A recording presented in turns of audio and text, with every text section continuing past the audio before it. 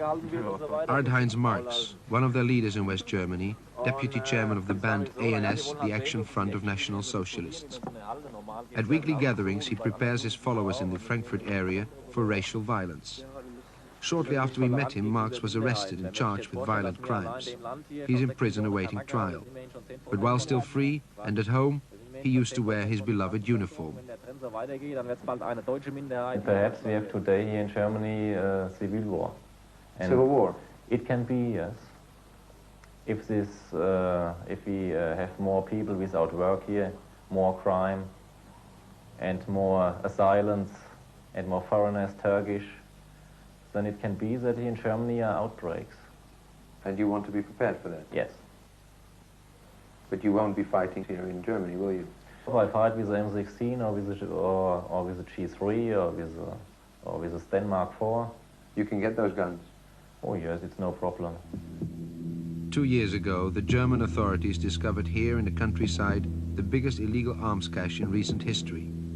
Thousands of guns, thousands of rounds of ammunition, grenades, poisonous chemicals, all supplied by sympathizers inside the West German army. The British end of the movement also has its supplies. These arms were found by police in Birmingham, and none of this is stockpiled for fun. They are used to kill, as in the case of this black American soldier in Germany. The right-wing threat is taken seriously today, unlike a few years ago when terrorism in Germany was considered to come only from the extreme left. On the day of the football match, 6,000 policemen seal off the city of Berlin and search all arriving cars for arms.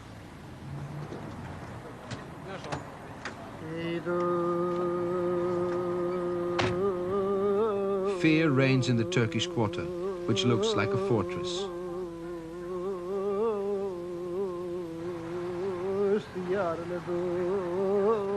The graffiti reads "Turks out" and is taken seriously. Some of the most violent neo-Nazis are no longer anonymous. They appear all over West Germany on wanted posters, like this one, Ottfried Hepp, dangerous armed terrorist. Frankfurt, an American army base, prime target for Hepp and the neo-Nazi terror gang he belonged to. America to them is black and Jewish and occupies their country. Reason enough to conduct a terror campaign against it.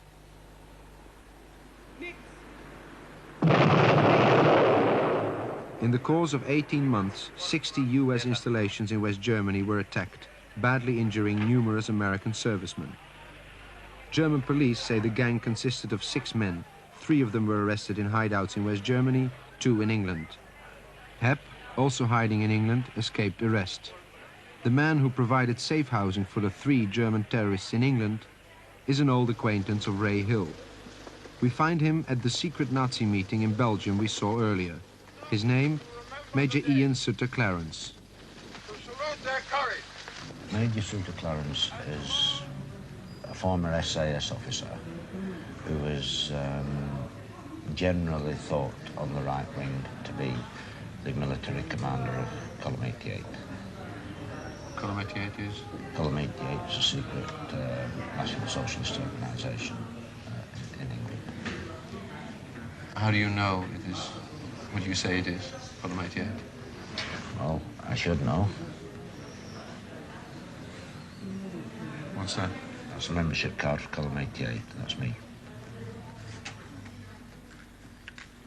At the Belgian get-together, Ray Hill, as a member of the same delegation, was able to observe the British ex-major. In the future, when Europe is threatened, then we, in our turn, will defend our common soil. So Hill is well placed to pay the Major a visit at his home in Dorset, to inquire about the state of safe housing in Britain today and the whereabouts of the fugitive German extremist Hepp. Our camera hidden nearby, we filmed the meeting, which Hill would report on immediately after. So can you tell me the exact conversation? Yes, walked up to him, he was sitting in his car, and I said to him, Major Sutter Clarence. He said, that's right. I said, can I have a word? And he said, Ray Hill, did you say? So I said, yes. I was with you in Belgium in 1981. He said, oh, yes, I remember. So he got out of his car and I said to him, I just want to ask you one question. So far as safe housing goes, he said, well, there isn't really any safe housing in Britain these days. Things are very hot. Everyone on the extreme right who may provide such a service is under surveillance. And then what did he say? I nearly got done for harbouring the Germans that I had here, but they didn't have the evidence to sustain the charge. So I said to him, yes, they made enough fuss about it, didn't they? But they haven't got HEP. And he said, they won't get HEP. HEP's too clever for that. I said, I heard he's in Belgium. He said, never. Possibly Spain.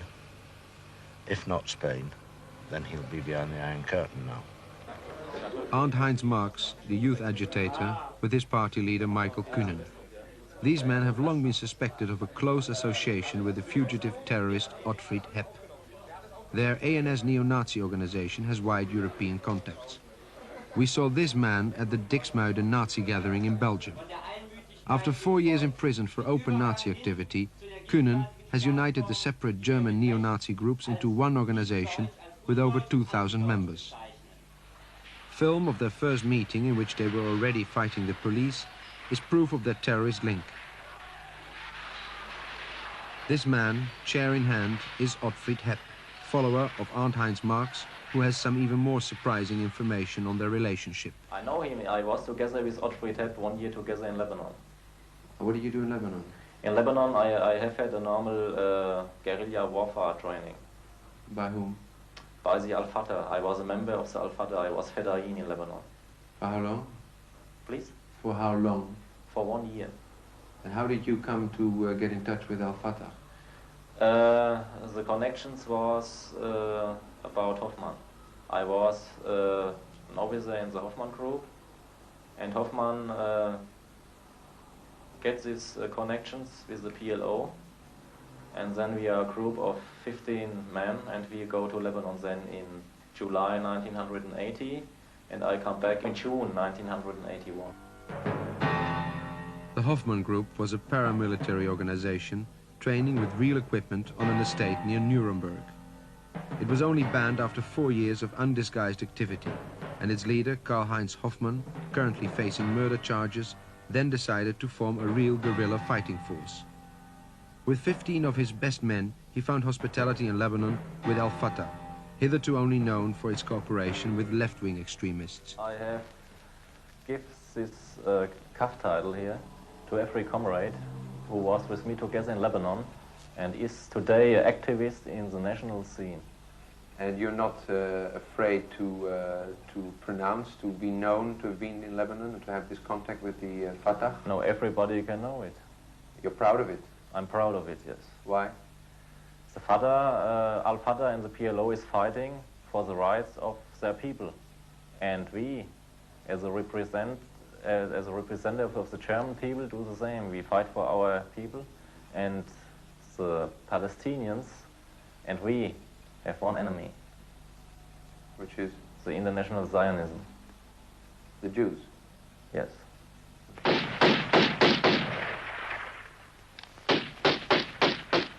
For a year, the German neo-Nazis trained shoulder to shoulder with Palestinian guerrillas, not in preparation to fight Israel in the Middle East, but to be ready for action in Europe.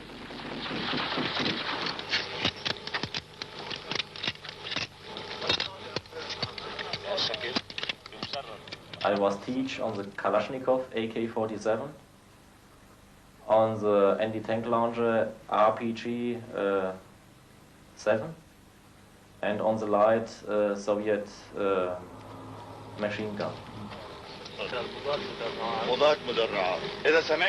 Some of the Germans would go on to bomb US army bases in West Germany using plastic explosives. Our teacher has told us in 3 lessons, together 3 hours, something about plastic explosives. That was all, but this was only a theoretical lesson, no practice. We have only a practical lesson on hand grenades. And did you forget the theoretical lesson? About Yes. You don't know anything about it anymore? No. So it wasn't a very good lesson. The news of al-Fatah training neo-Nazis could severely damage its image in Europe. So when it broke, PLO spokesman Mahmoud Labadi called a press conference in Beirut to show these two German right-wingers, who, with Italian fascists, were trained by the PLO's enemies in Lebanon, the Christian Phalangists. As we have found out, neo-Nazis have always had operational, financial and ideological Middle Eastern connections. Nein, ich war bei der Jungen Union.